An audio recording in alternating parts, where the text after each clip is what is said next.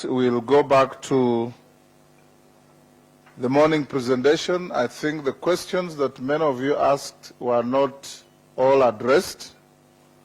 So the discussants of the morning will be still available. After that, we have my good friend Wachira Maina. Is he here? Wachira Maina, good lawyer. We have Farah Maalim is in the afternoon session. We have Natalie Foster. That is topic 4. We must push very hard to recover lost time. And after the Wachira Maina group, we have my own distinguished classmate, Justice Ibrahim of the Supreme Court representing Chief Justice Martha Koome. He will be appearing in topic 5 with Kevin Andrews and Sylvia Lucas. That will close the day. So we will take the Prime Cabinet. After that, questions we finish, we go back to those we didn't deal with, and then the next 2 sessions. If we run into time pressure, then we might take topic 4 and 5 together before you ask your questions and make your comments. Let's see how it goes. Let me take also the opportunity to welcome the PS in the Cabinet Secretary's office. Could you stand and be acknowledged? That is the PS in the Prime Cabinet Secretary's office that will be dealing with you on a day-to-day basis. So can we put our hands together to welcome the Honorable Musalia Mudavadi? Pardon? She's called Rono, Miss Rono. Aurelia Rono. I can assure you she's a very enthusiastic PS. She visited me last week and spent 2 hours with me asking me, this is a new office, how do we relate with the Parliament, what are the areas we need to deal with, and I could see somebody who is ready and willing to work with us. So let's give her a round of applause as well. I'm sure she'll be a phone call away anytime you need her. And Musalia Mudavadi is no stranger to you. He has been in Parliament for a long time. He came into Parliament when he was very young, in his late 20s. Is that so?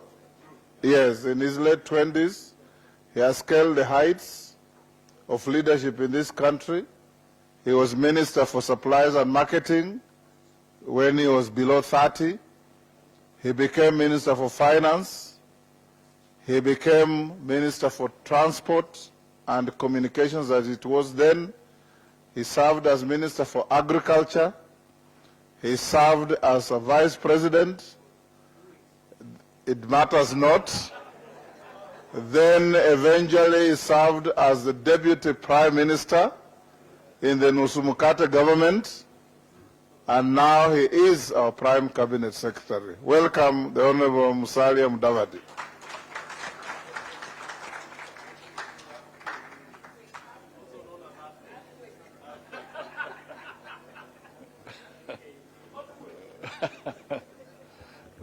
Thank you, Mr. Speaker. And let me also just say at the very outset, congratulations to all of you for being elected and also for being acknowledged by your respective parties and nominated to Parliament. Pongezi sana, and it may sound a little late, but Happy New Year to all of you. Asante sana. I will be quite brief to try and assist the Speaker in gaining on the time that he said we should try and help on. So I have a presentation which I'll make. I'll try and do it in about 15 minutes or so. But I've had the privilege of sharing it on soft copy with your secretariat here. so that at a later stage you can have time to interrogate it. And we'd be very happy to get your feedback after you've had that opportunity to interrogate it. Basically, when I was invited by the Speaker, I tried to figure out how to explain the linkage between Parliament and the Executive. And I thought I would be a little bit provocative. So I have titled my comments as Some Inconvenient Truths and Going Beyond Business as Usual. We have to start coming to terms with some of the new realities and to see how to operate. So, Mr. Speaker, Honorable Moses Masika Wetangula, the Assembly leadership, honorable members, and the Secretary General of the Commonwealth Parliamentary Association, Honorable Stephen Twigg. Mr. Speaker, this seminar has asked me to speak to the linkage between Parliament and the Executive. Ordinarily, this topic inadvertently invites me to first explain the role of the Office of the Prime Cabinet Secretary, and second, its linkage to Parliament. The convenient thing to do would be just to draw your attention to Executive Order Number 1 of January 2023, which outlines the functional roles of this office.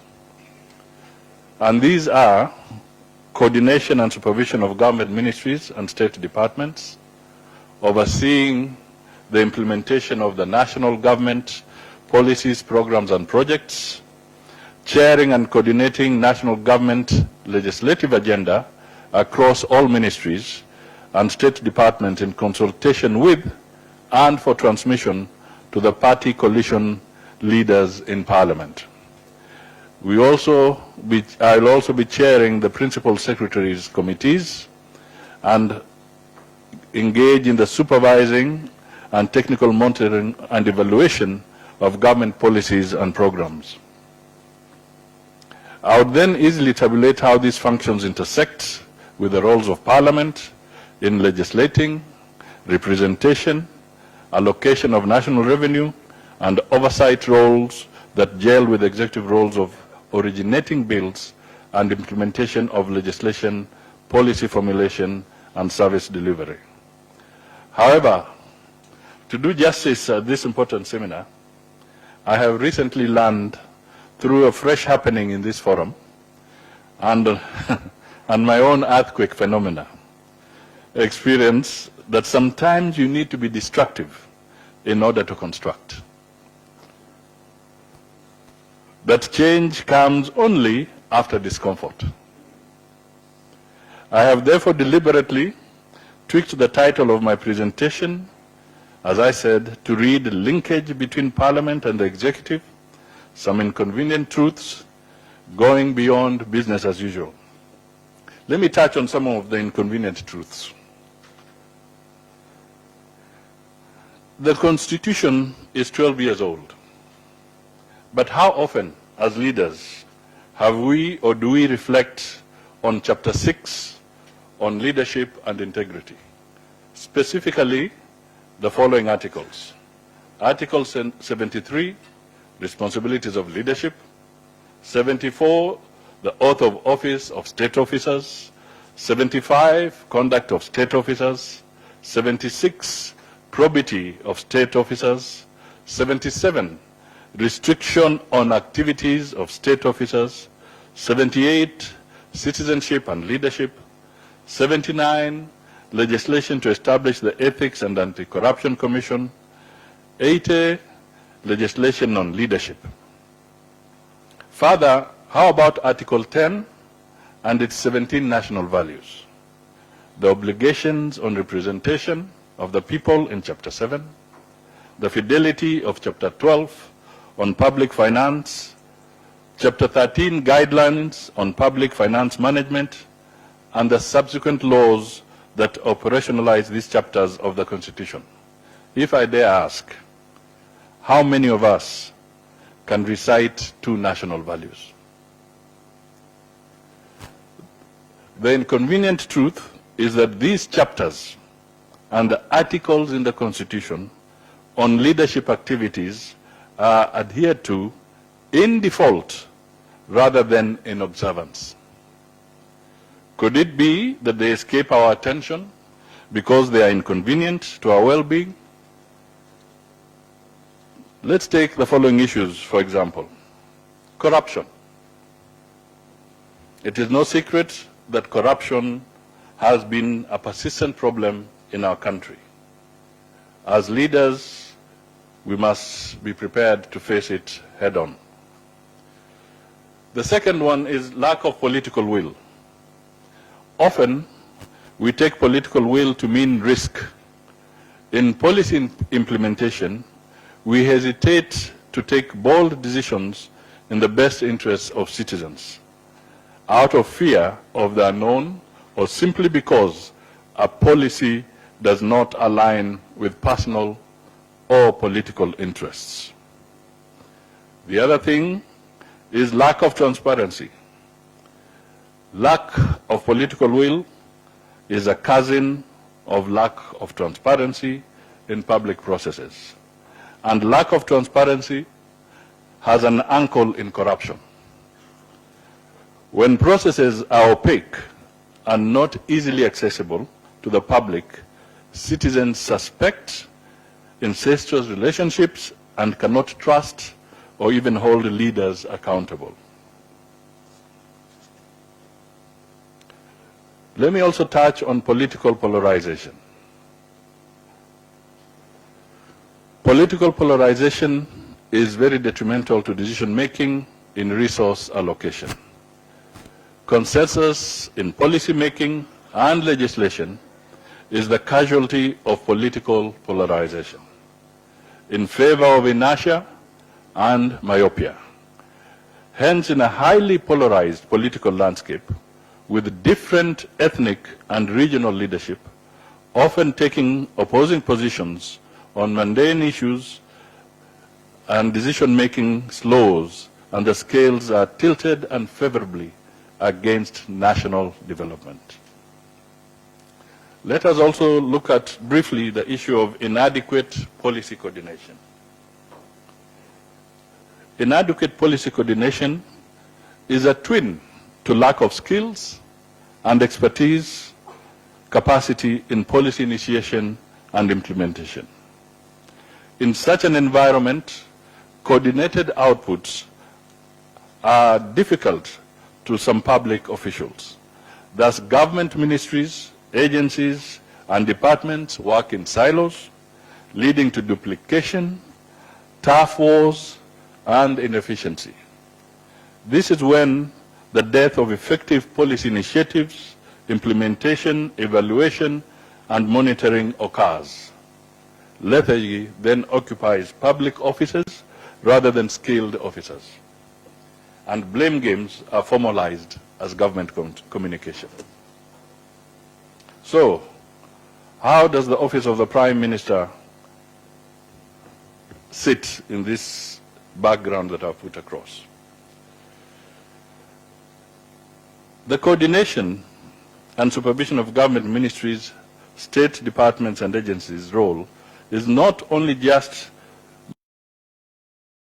whole government and open government and effective delivery of services, but also inbuilt with its fulfillment of the commitment to enhance parliamentary oversight of the executive for increased public accountability.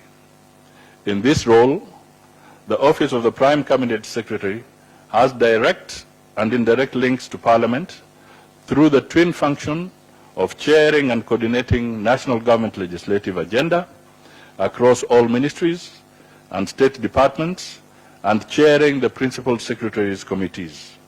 This means dealing with matters and functions relating to Parliament as the liaison office between the executive and Parliament, identifying policy, legal, and institutional reforms needed to implement the government agenda, oversight to ensure public participation and the involvement of other stakeholders in the development of bills by the various ministries, departments, and agencies. And, honorable members, the issue of public participation has cost a lot of legislation. That is usually the Waterloo. We also have to monitor and evaluate the progress of policies and legislation to ensure the objects of the national government intended in the legal framework are within the constitutional framework and achieved in time. To illustrate the interplay between the executive and parliament, it is worth noting that some parliamentary resolutions need interventions by the executive to be actualized. When parliament sends resolutions to the respective ministries and departments and agencies for action, the tracking of and response time to these resolutions must be enhanced by the establishment of the Prime Cabinet Secretary's Office. In addition, bills passed by Parliament that have tremendous impact on priorities of national and county government's agenda will get priority watch. It is therefore important to centrally identify such actionable bills, track them, and ensure timely implementation.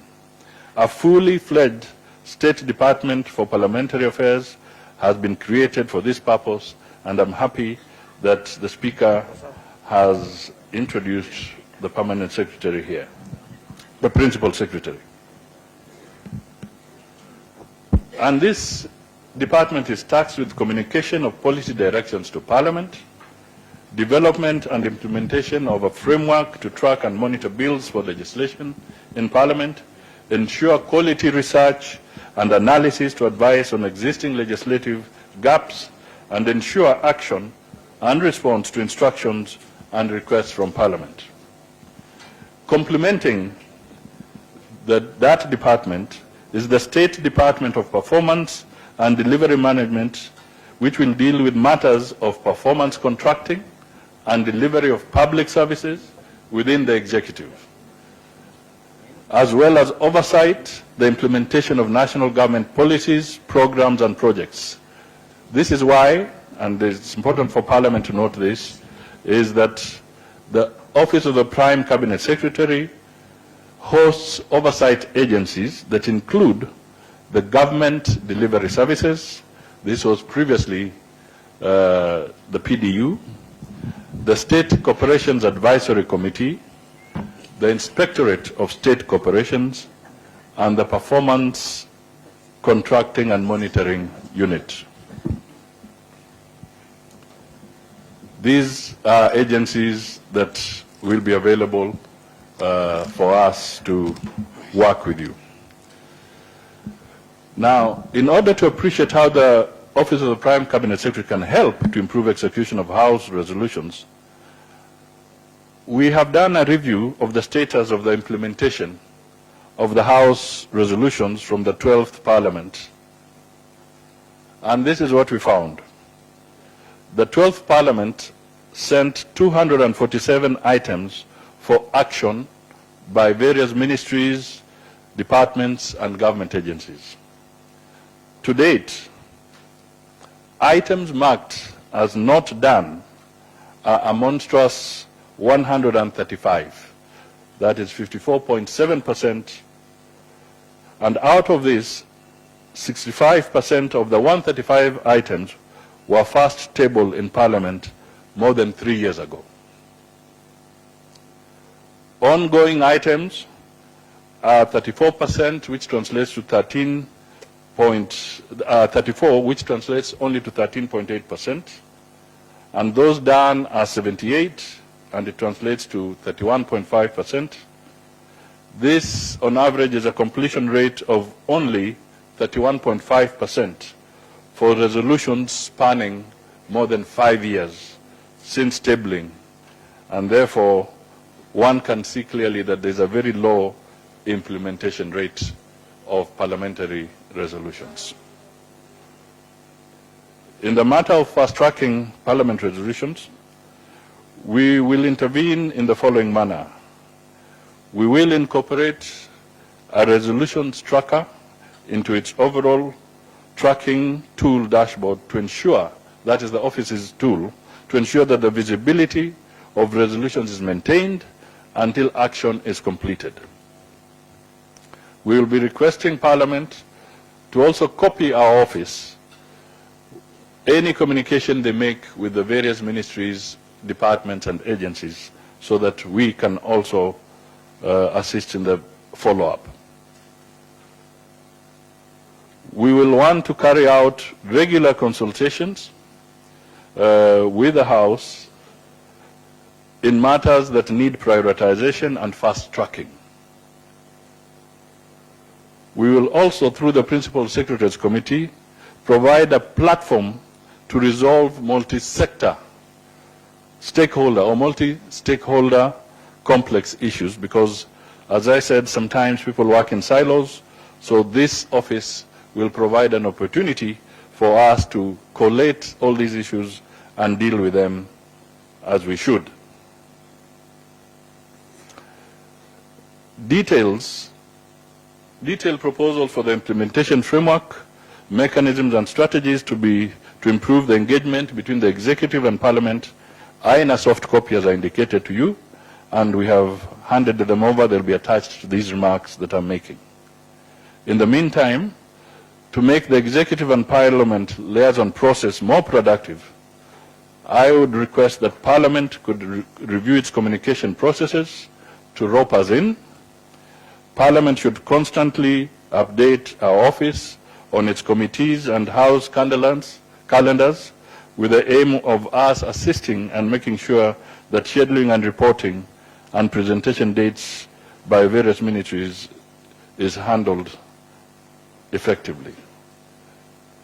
This, ladies and gentlemen, if we work together with all the stakeholders, I think we can serve the Kenyan people better with the leverage of Parliament to guide us. Allow me just to highlight one or two executive expectations that we need from Parliament. First, I'll flag the privatization bill, 2023. Ladies and gentlemen, privatization has stalled. It has stalled. It's not moving at all. And earlier when I was listening to the conversation in this building, in this house, there was the issue of where does the government look for resources? And it was clear that nobody wants to hear about any new taxation. Ladies and gentlemen, one way of the government raising resources to undertake certain programs is through privatization of various state entities. So I'll be appealing to Parliament that since the Privatization Commission and Treasury have finalized the draft bill and submitted it for public participation, we'll be looking forward to the Assembly or Parliament to help us so that we can fast-track this kind of bill. The other thing that I just want to talk on is more of something that I feel strongly about, and I'll sum it up in 3 words. This is the matter of growth, equity, and sustainability. Growth, equity, and sustainability. In short, GES, or you can just have it as GES. Now, these are basic principles, and I would like us to just reflect on when we push legislation, whether it is a private member-sponsored legislation, or it's even within the government, or it's a petition emanating from a petition of a citizen, and it's going to be translated into law, we need to ask ourselves, does that law have provisions that can lead to growth in our economy? Does that law have the principle of equity? Is there common good across the board? And is that law and what it seeks to achieve, is it sustainable? If a piece of legislation does not reflect the principle of growth, does not reflect the principle of equity and does not appear to be sustainable, then is it really worth being translated into legislation? These are the fundamental questions that we really need to ask ourselves. So whether we are looking at taxation, policies that would reduce income inequality, fund programs, then we must judge that piece of legislation based on those three principles. If it is something that is going to address climate change, investment in renewable energy, to help sustain sustainability in that area, that the negative impacts of climate change, then we must ask ourselves, if the principles are there, then it seems to be sound legislation. Does it uplift the small and medium-sized enterprises? We want equity. Are we seeing legislation that brings out growth, equity, and sustainability? Are we bringing in legislation that will anchor housing, healthcare, childcare, to ensure that everybody is able to earn a decent living and to pay for their health? Is that legislation available? Ask yourself as a rule of thumb, when you bring your piece of legislation, does it cover that? And I'll give an example of some extreme pieces of legislation that have been there in the past. They can sometimes look very popular, but they can be very devastating. Let me give the example of the Donde Bill.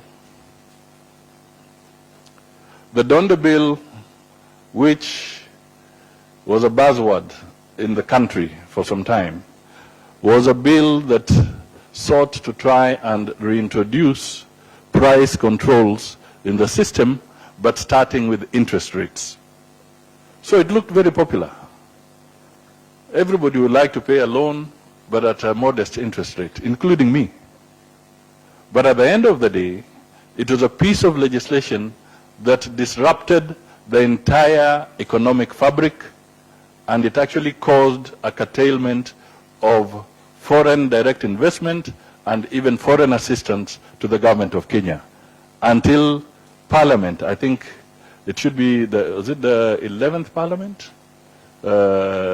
After reflection and after the ping pong, you reversed it and put an end to that particular piece of legislation. So we need to look at it and say, when I'm bringing up that piece of legislation, what is going to be the overall impact, not to me as an individual, but to the entire country. Another awkward piece of legislation was the legislation that made Kenya a one-party state. You remember that bill that dealt with section...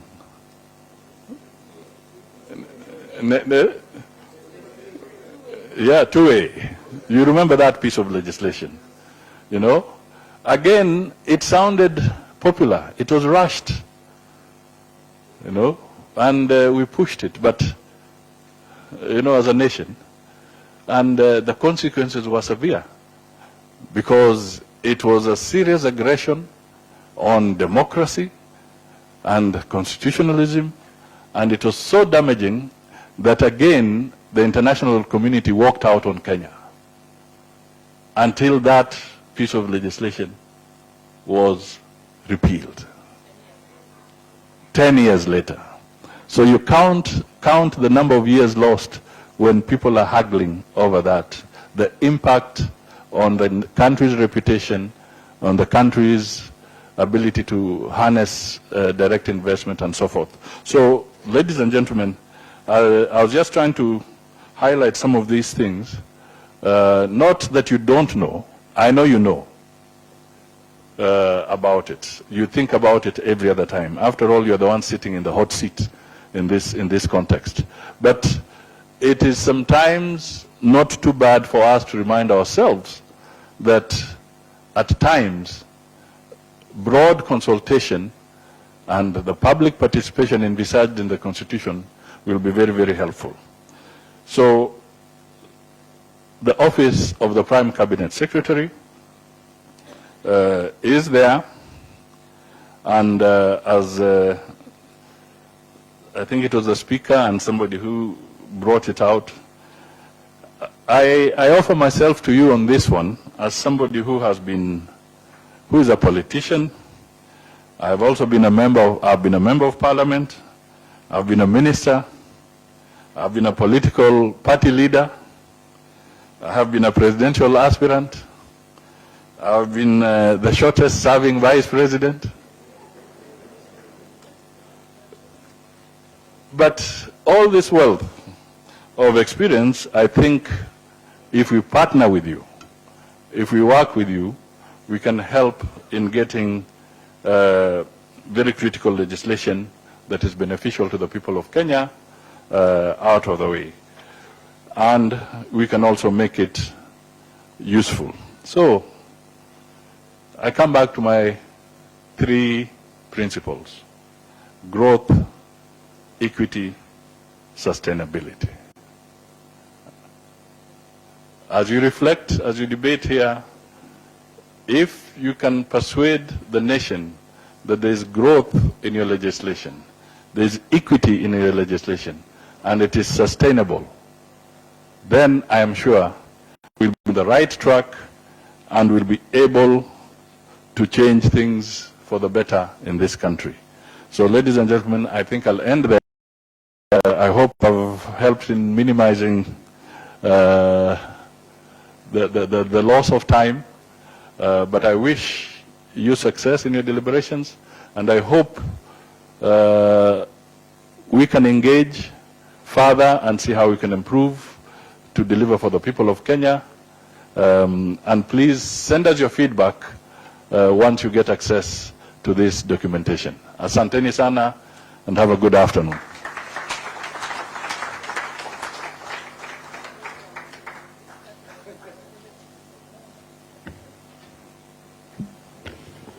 You've heard the Cabinet Secretary.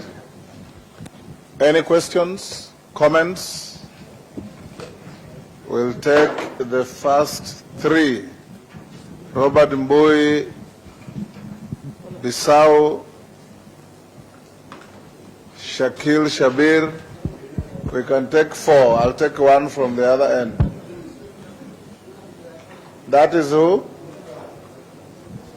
Dr. Nyikal.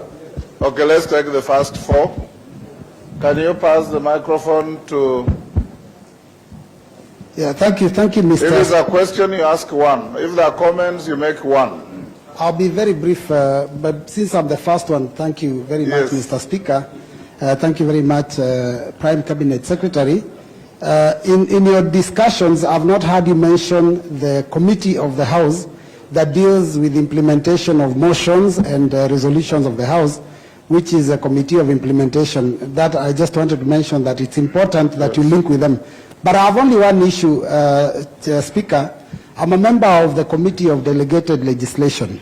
One of the biggest challenges we are facing as Parliament is when the government or the executive implements or makes laws and operates them and operationalizes them without seeking leave of the House, without coming back to the House to request for permission.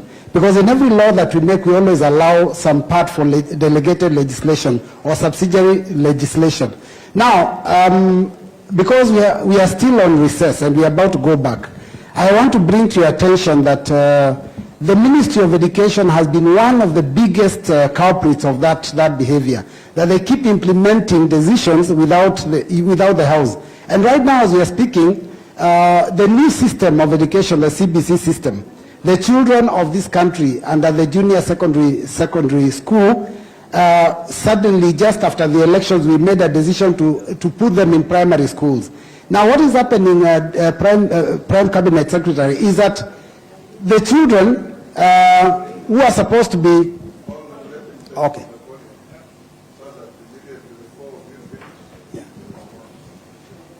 Thank you, Speaker, because I think this one is something I wanted him to take note so that he can maybe take action.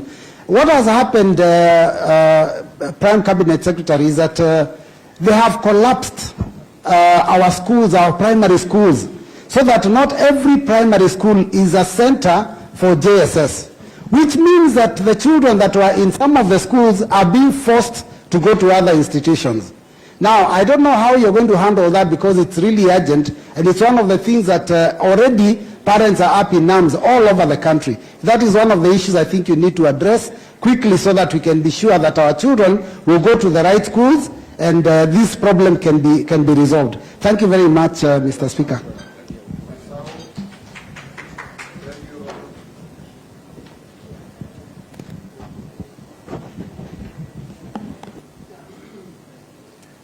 Your Excellency, Chief Cabinet Secretary, mine is on equity.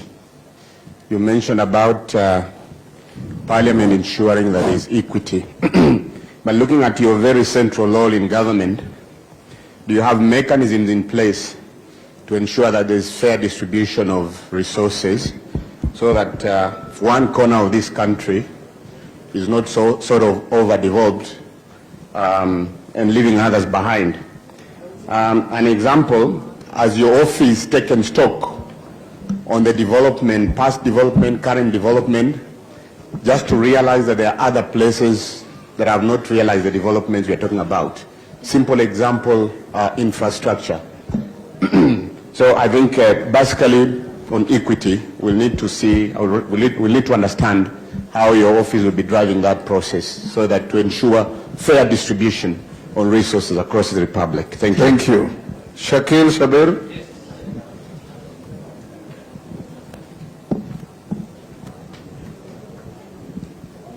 Honorable Prime Cabinet Secretary, thank you very much for for the opening up your views.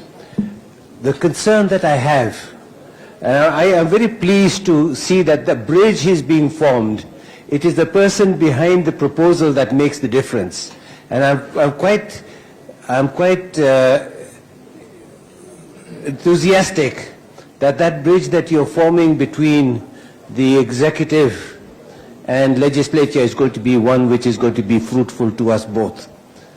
I hasten to add that we don't want it to become, we don't want Parliament to be captured by the executive.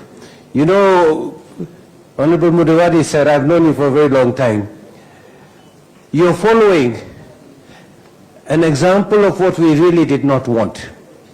The Chief Cabinet Secretary approach, where we were being ordered in Parliament, literally of what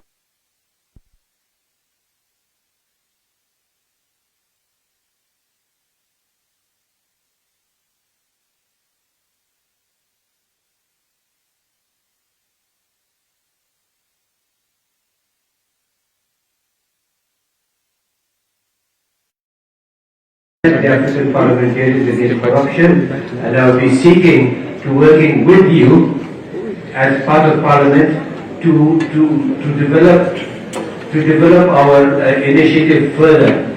So we are very enthusiastic about what's going to happen, knowing you and knowing the way you behave, the way you conduct yourself. I think we will do far. But let us not make that mistake of the executive capture of Parliament. Thank you. Dr. Nikal.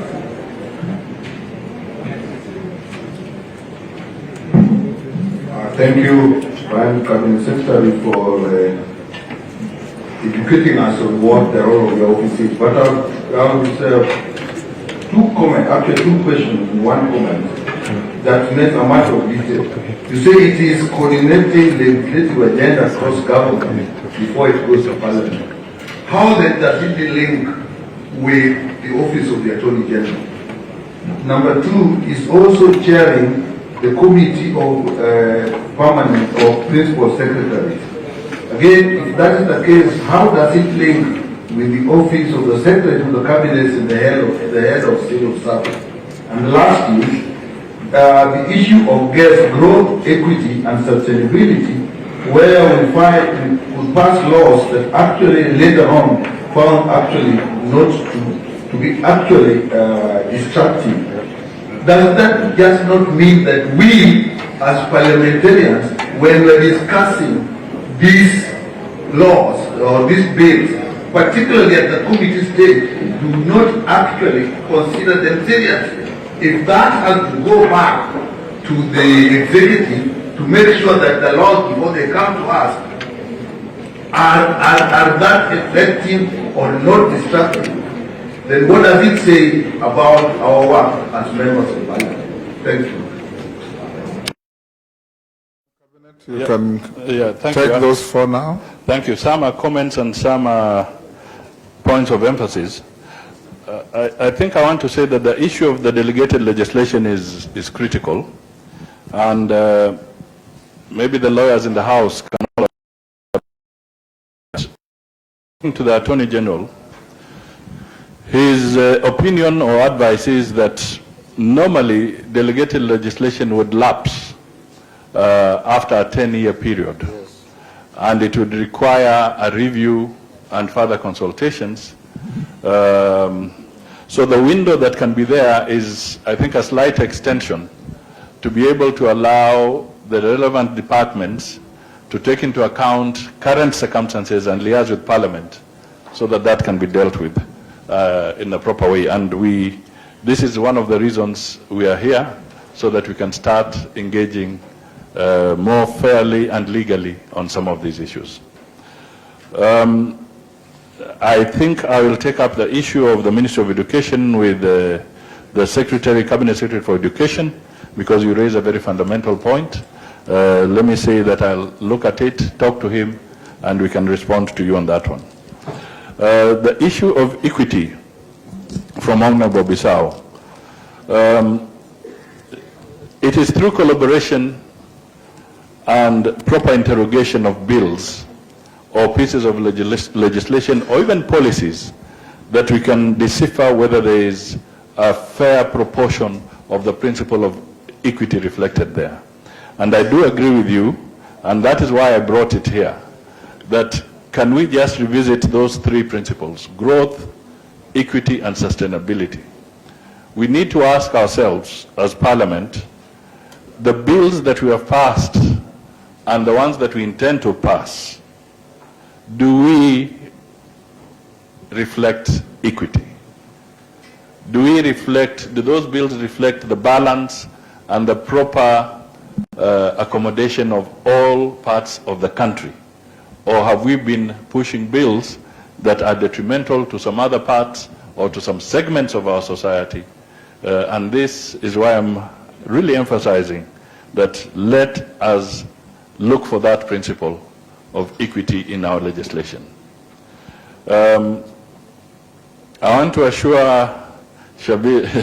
Honorable Shakil Shabir that if the state tried to capture Parliament, it would be a lost cause.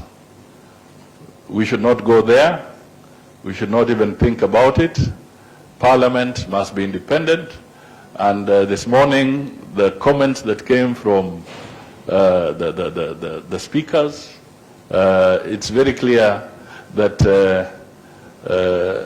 they're very strong men and women who will not entertain anything of that nature. So, so we shall not even attempt to walk in that direction. Let me add that we look forward to cooperating meaningfully where we have that piece of legislation, where we need something urgent. For instance, if I asked you today, that piece of legislation you're putting on the table, is it in a position to increase an extra shilling in the pocket of a Kenyan? Or is it just a piece of legislation that is going to grind so many institutions to a halt? That should be the guiding principle. And I also agree with Nikal that we need to take our legislative processes even more seriously, and those in the executive, we need to be clearer on what kind of policies we are actually putting on the table. The reality is that we have seen a lot of legislation that is not backed by policy, emanating both from the executive at times and also even within Parliament. we are all guilty on this one, that sometimes we are pushing through a piece of legislation and we've not thought through the policy that we want to try and achieve. So I think this is something that we can all work together and be able to deal with. Mr. Nyikal, Honorable,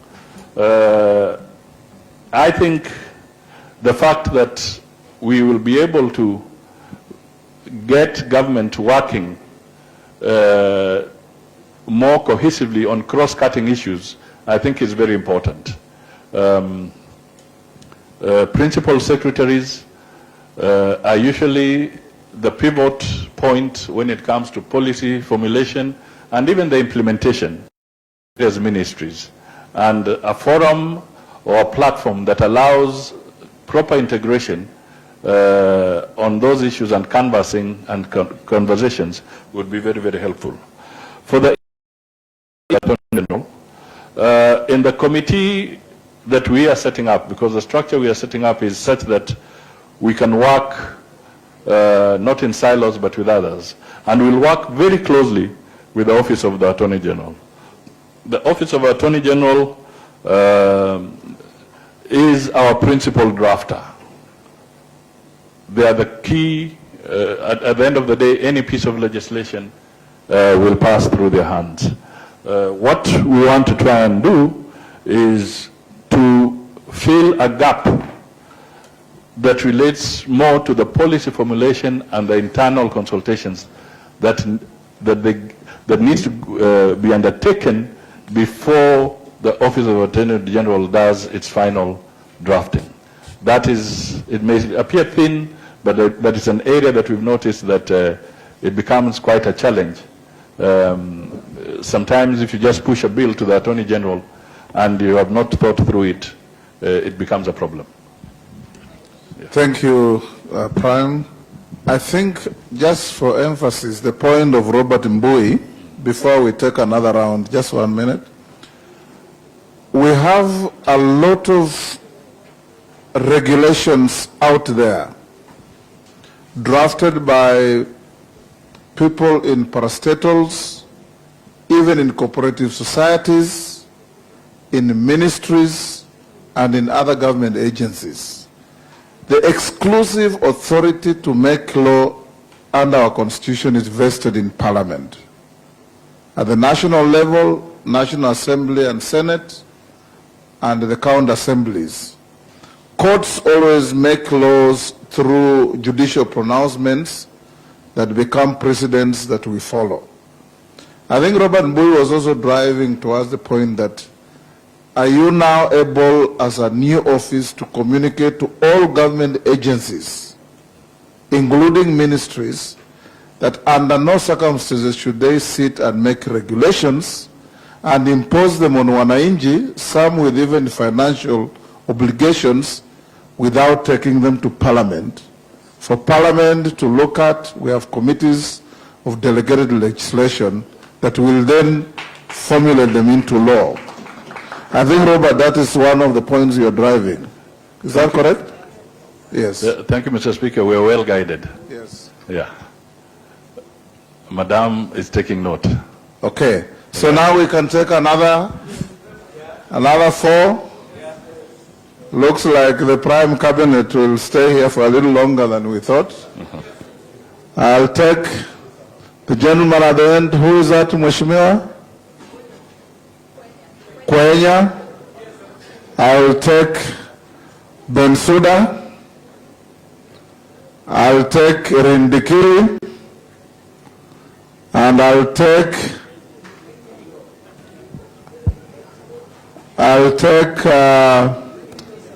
Mama Nairobi, and I'll take Raso. Those are 5.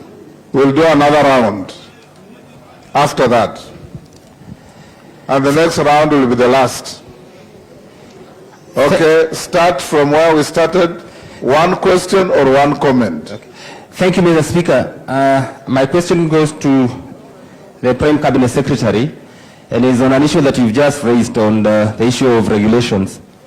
I understand that Treasury is preparing some amendment to the constitution or to the act on privatization, so that then parastatals, when the government is intending to sell its stake in government-owned parastatals, that then Parliament is going to be overpassed or bypassed, and there's a proposal to that effect that we change the law, and of course that is going to remove our oversight task that we have been tasked by the Constitution. So I would want to hear your comment on the same, because I think it will be in bad taste to bypass Parliament when the government is intending to do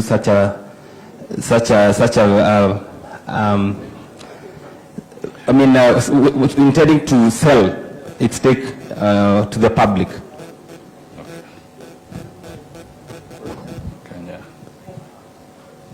Who was the next? Bensouda?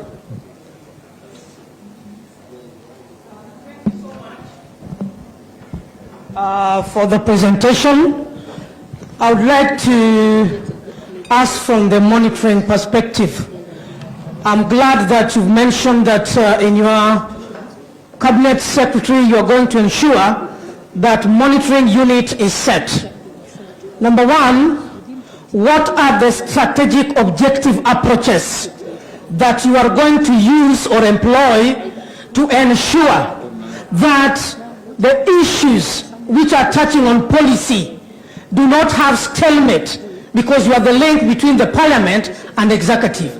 And should they arise, what feedback mechanisms are you going to employ to ensure that they are amicably realized in a structured manner? Number two is on gas. We are talking of raising the economic situations, which we said increasing of tax is not the only way. We can also go privatization. Yes, we know there are many industries in this country which have fallen. I would like to ask, what is the role of the government in ensuring that all the industries that are to be initiated, those that are existing and collapse, are not going to be fully privatized, and how is that going to be used to benefit the economic status of this country and curb on the wage bill? Thank you. Who was next? Rindikiri. Thank you.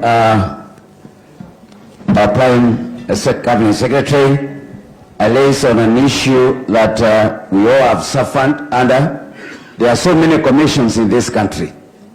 There are Commission on Salary Remuneration Commission, there are Commission on Living Allocation, TSC, Commission on Cohesion. These are all commissions that are touching to the welfare either of the employees of this country or even the teachers of this country. Mr. Prime Cabinet Secretary, in your speech you did not mention your coordination with these commissions. Which office will they be coordinated from? Because as it is right now, they are doing a lot of activities out there, independent of Parliament, and the questions are left to us as members of Parliament to answer. For example, the TSC, which is operating on funny platform right now, the Salaries and Remuneration Commission. We need to know how your office is going to coordinate with all these institutions, so that they are responsible and they are able to deliver, particularly when it touches to Parliament. The other specific commission, Commission on Living Allocation, which it plays a very greater role in commission allocation and specifically determining which region need to benefit from arid and semi-arid land programs. We have never known how they operate. We hear some regions have been defined, others are not defined, and we get to know this when they have already implemented their programs. Thank you. Thank you. Pasaris. Thank you, Mr. Speaker. The Prime Cabinet Secretary, when I was listening to you, I want to make a comment on a legislation that I found. In 2014, the Parliament passed a law, they passed a bill on the psychology and counseling.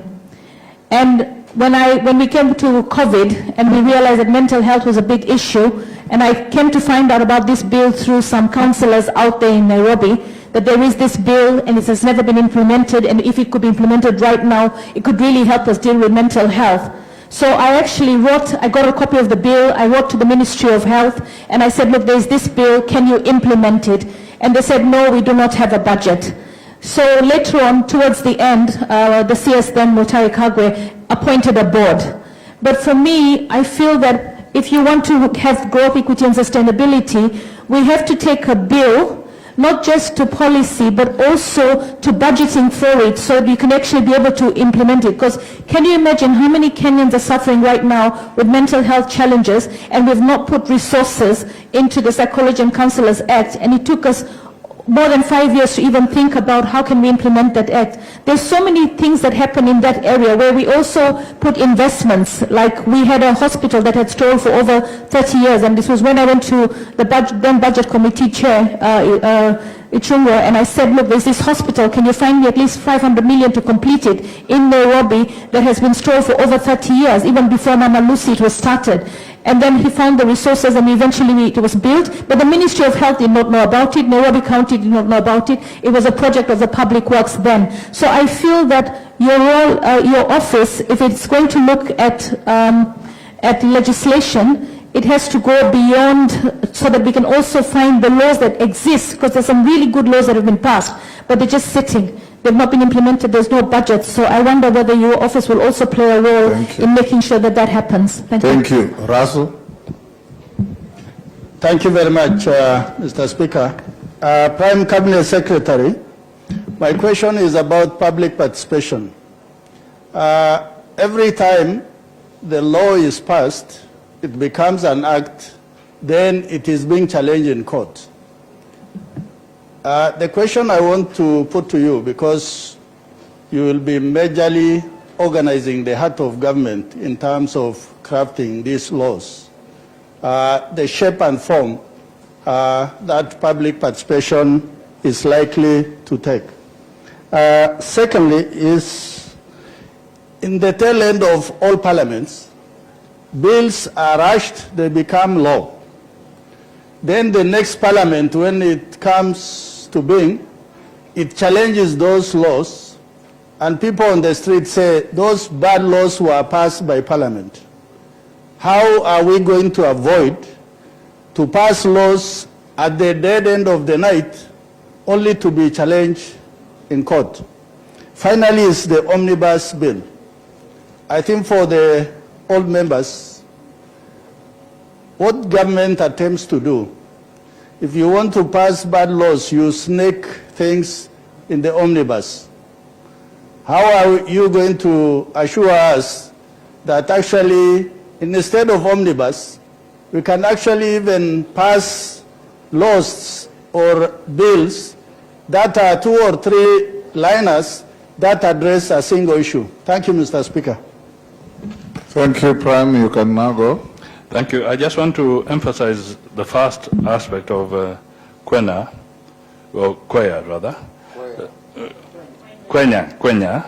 that what the Treasury has done, they are putting out the bill for public participation, and it cannot become law until Parliament has dealt with it. So whatever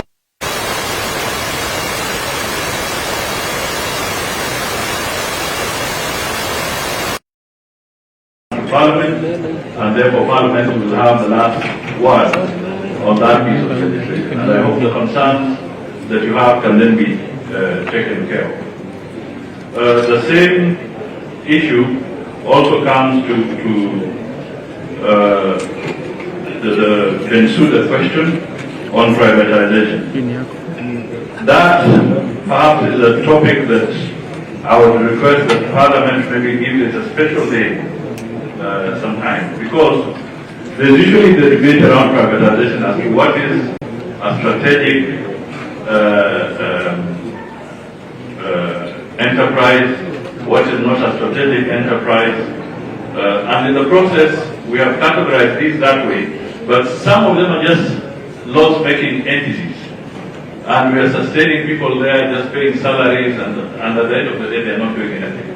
So what I am calling upon is that as Parliament looks at this, and this is a very serious area, for your information, we have over 300 state corporations. Over 300. Some of them knows where they are. All right? But legally they are there. People are earning from those entities. Taxpayers, yourself and others are sustaining them. So we need to have a clear situation under privatization conversation, a detailed one, on what needs to be privatized and what needs to be held on by the government. Secondly, economies change. And as economies change and they become dynamic, what was perceived as strategic turns out not to be strategic in the original sense. And I'll give an example. Telecoms, the whole issue of communication. The first thing that came in was the fax machine. And I remember being a very young person in government, the people who monitor what people do in government offices and elsewhere were even trying to track which office has a fax machine and which one has not. Because they used to say, siri za serikali zinatokea kwa fax machine. Then later the question was, can you privatize telecommunications? And the argument was that this is strategic, it must be in the hands of the government and nobody else. But today, you and I know that communications is strategic, but it is being driven by the private sector. All right? So we have outgrown what was the perception then.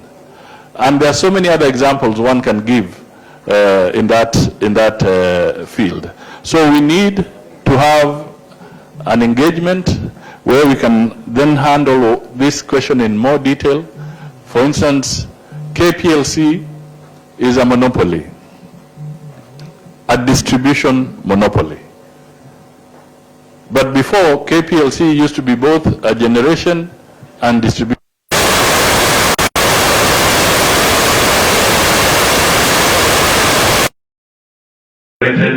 You can have KPLC now generating. You also have people who are doing solar power generation. Others are doing wind. Okay, but the monopoly of distribution is still in the hands of KPLC. And you people have traveled, you have gone to school elsewhere, you have seen what is happening globally. Even distribution of power, whether you're in the US or the UK, it is not a monopoly anymore. It is in the hands of other players. So it is up to Parliament to say, is this law serving us anymore or is it, and what do we do? And these are the tough questions that we will all have to deal with.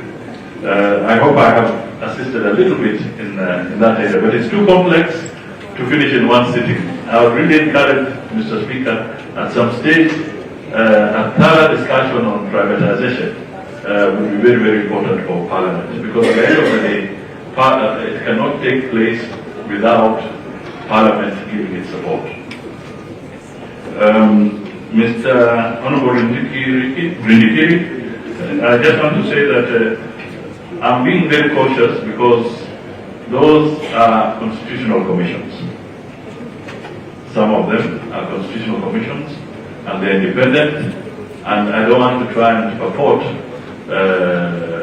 to legislate for some of them. They have to originate their concerns in a manner that is separate from this process. I'm sure even Justice Ibrahim will help us on this one when he's making a conversation. So I didn't want to tread there. But in terms of liaison, constitutional commissions and the liaison with the executive, okay, when certain things processed, that has been vested with the Deputy President. Okay, so that is why I'm not touching that particular issue. Mheshimiwa Pasaris, I could not agree with you more.